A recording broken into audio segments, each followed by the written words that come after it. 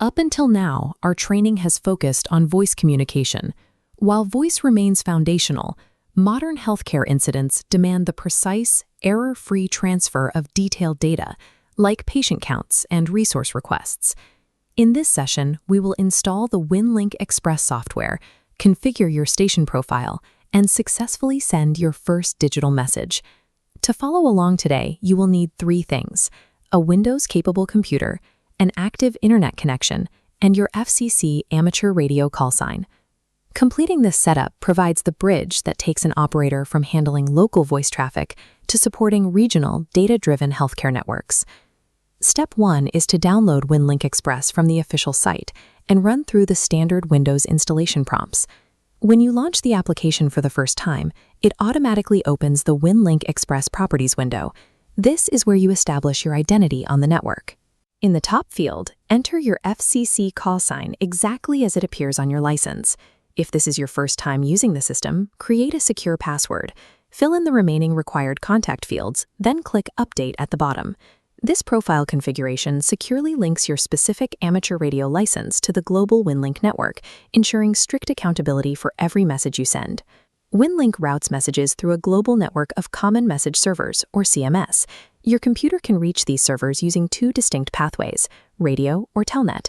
The radio, or RF connection, relies on your transceiver and antenna to bounce digital signals through the air to a local gateway station. The Telnet connection bypasses the radio entirely. It uses your standard internet connection to simulate the radio link for training and maintenance. On the main interface, locate the connection drop-down menu next to Open Session. For this exercise, select Telnet Winlink. Using Telnet for your initial training eliminates radio hardware variables like poor propagation or static. It allows you to master the software's internal logic in a controlled environment. Now we will draft a basic text message. Click the New Message icon to open a blank composition window. Enter a destination call sign or standard email address, add a clear subject line, and type a brief test message in the main body. At this stage, many beginners look for a standard email send button. It does not exist, and searching for it causes early failure. Instead, you must explicitly click the Post to Outbox button on the top menu.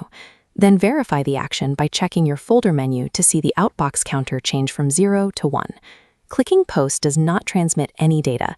It simply stages the message locally on your machine, holding it there until you actively open a communication channel. To actually send your staged message, click the Open Session button. This launches a dedicated Telnet communication window. Click Start to initiate the digital handshake with the server. Watch the text log scroll. When the exchange is complete, the log will read Disconnected. At this point, your outbox will drop to 0, and any incoming replies will appear in your inbox. If you encounter issues, check the basics first.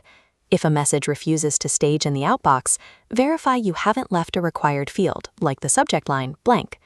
If the session connects but sends nothing, confirm you actually clicked Post to Outbox before starting the session. Additionally, attempting to attach large image files will routinely cause early setup failures due to bandwidth limits. Always keep your tests to plain text. Monitoring that session text log is your primary method for verifying data integrity and confirming message delivery during an active incident.